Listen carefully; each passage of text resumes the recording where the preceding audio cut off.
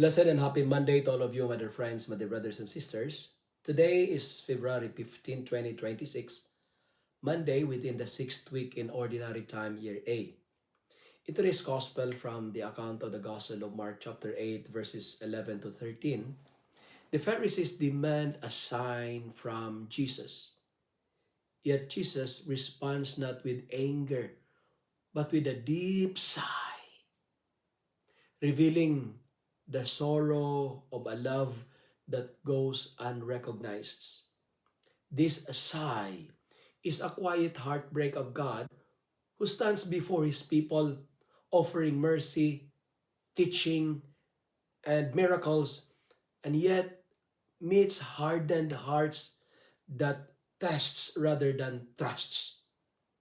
It reminds us that faith is not built on proof or spectacle, but on surrender and relationship. The signs have already been given in the life, death, and resurrection of Christ, in His daily presence, in the quiet moments of grace we often overlooked. You know, as a priest, I see this invitation personally. Too often, I too have asked for signs, seeking confirmation instead of fully trusting God's providence. And Jesus' response teaches me a profound lesson about human freedom and divine patience.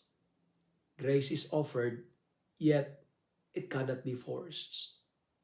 He leaves them and steps into the boat, a silent warning and tender mercy combined.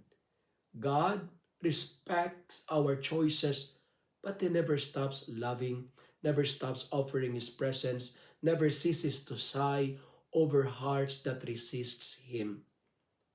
This gospel passage challenges me to examine my own faith, to stop demanding proof, and to open my heart fully to the quiet, persistent, and unwavering love of Christ, the ultimate sign that God is always near.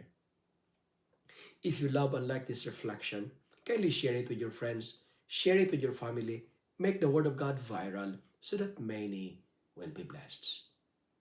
Amen.